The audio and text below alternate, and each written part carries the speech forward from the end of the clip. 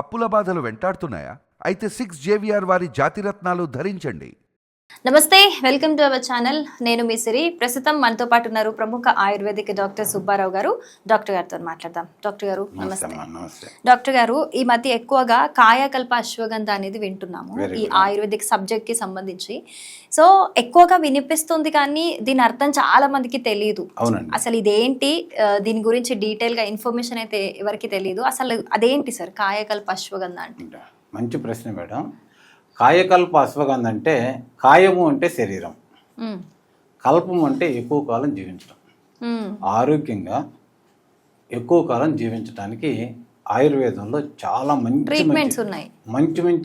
మందులు ఉన్నాయి madam. Okay okay, దాన్ని కాయకల్ప అశ్వగంధ, వాటి యొక్క సమూలాన్ని కాయకల్ప అశ్వగంధ అంటారు. ఈ మందు తీసుకోవడం వల్ల మన కాయం అంటే మన శరీరం నిరోగిగా అంటే రోగం లేని వ్యక్తిగా చాలా కాలం జీవించవచ్చు. అది కూడా వయసు తెలియకుండా, వయసు పెరుగుతున్నా కూడా చాలా తక్కువ వయసు వ్యక్తులుగా కనపడచ్చు. దానికి ఉపయోగించే వస్తువుల్లో మొట్టమొదటిది అశ్వగంధ. ఇదేంటి? దీన్ని అశ్వగంధ అంటారు. అశ్వగంధ, ఈ అశ్వగంధ ఏర్లని వాడతారు. అలాగే ఇదేంటి సార్? ఇది దూలగుండి అంటారు సార్.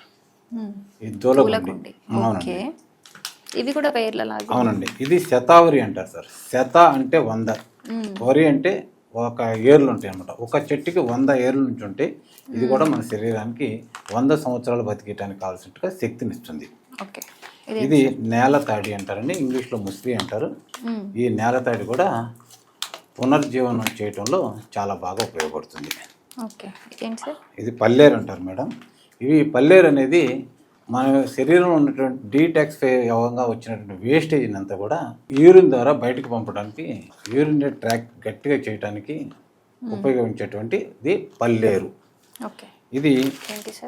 ఇది అతి బల అంటారు సార్. శరీరాన్ని అతి బలంగా ఉంచడానికి, కండ గట్టిగా ఉంచడానికి ఉపయోగపడింది. దీని పేరే అతి బల. ఇంత మంచి యొక్క వస్తువుల యొక్క సముదాయాన్ని 11 సార్లు నాటు ఆవు పాలతో శుద్ధి చేస్తారండి. ఆవు పాలతో ఇవన్నిటిని ఉడకబెట్టి ఎండబెట్టి మళ్ళీ ఉడకబెట్టి ఎండబెట్టి ఇలా 11 సార్లు ఎండబెడతారు, 11 సార్లు ఉడకబెడతారు. ఇలా చేసి వచ్చినటువంటి దాన్ని పొడి చేసి పాలతో తీసుకుంటే శరీరంలో చాలా రకాలైనటువంటి మంచి మార్పులు జరుగుతాయండి. వాటిలో ముఖ్యమైనవి ఏంటంటే నరాలు ఉత్తేజం పొంది రక్త ప్రసరణ చాలా బాగా చేస్తుంది. ఎప్పుడైతే రక్త ప్రసరణ సక్రమంగా జరుగుతుందో అవయవాలకు అందాల్సినటువంటి ఆహారం అంతా కూడా సక్రమంగా అందుతుంది. ఎప్పుడైతే ఆహారం తీసుకున్నటువంటి అవయవాలు 100% పనిచేస్తాయి.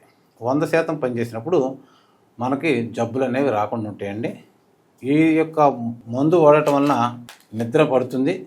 అట్లాగే నరాలు ఉత్తేజం పొందటం వలన వీర్య కణాలు కూడా ఎక్కువగా పెరుగుతాయి, వీర్యోత్పత్తి కూడా చక్కగా జరుగుతుంది.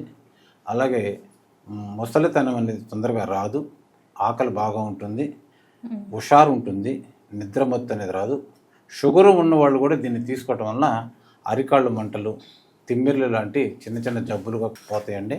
ఇది రెగ్యులర్గా వాడుకునే ఒక మంచి ఆహారం ఆయుర్వేదంలో ఉన్నటువంటి. అంటే ఇవి పొడులు ఎంతెంత మోతాదులో తీసుకోవాలి సార్? మెజర్మెంట్స్ ఇవన్నిటిని కలిపేసేసి రోజుకు 2 గ్రాముల చొప్పున తీసుకుంటారు. అశ్వగంధని 100 గ్రాముల్లో 35 గ్రాములు అశ్వగంధ కలుపుకోవాల్సి ఉంటుంది. అట్లాగే శతావరి 25 గ్రాములు, అప్పటికి 60 గ్రాములు అవుతుంది. ఈ దూలగండి ఒక 10 గ్రాములు, నేలతాడి ఒక 10 గ్రాములు, పల్లేరు ఒక 10 గ్రాములు, ఇది అతిబల విత్తనాలు ఇది ఒక 10 గ్రాములు, మొత్తం 100 గ్రాములు అవుతుంది. ఈ 100 గ్రాములతో చేసిన పొడిని రోజుకు 2 గ్రాములు మనం తీసుకుంటామంటే శరీరం మంచి బలంగాను ఉంటుందండి. దీనివల్ల ఎలాంటి సైడ్ ఎఫెక్ట్స్ లేవు. ఈ మందుకి ఎలాంటి పచ్చిం కూడా ఉండదండి. ఎవరైనా వాడుకో. రోజుకి 2 గ్రాములు వాడితే సరిపోతుంది. ఓకే, చాలా మంచి రెమెడీ చెప్పారు. ఈ రోజుల్లో చాలా మంది ఎక్స్పెక్ట్ చేసే రెమెడీ కూడా ఇది. ఎందుకంటే ఈ రోజుల్లో ఇంతకు ముందు 100 years బతికే వాళ్ళు, ఇప్పుడు అది మెల్లిమెల్లిగా 60కి వచ్చేసింది. సో ఇది ఈ రోజుల్లో చాలా మంచిగా ఉపయోగపడే information. Thank you so much sir. Thank you madam.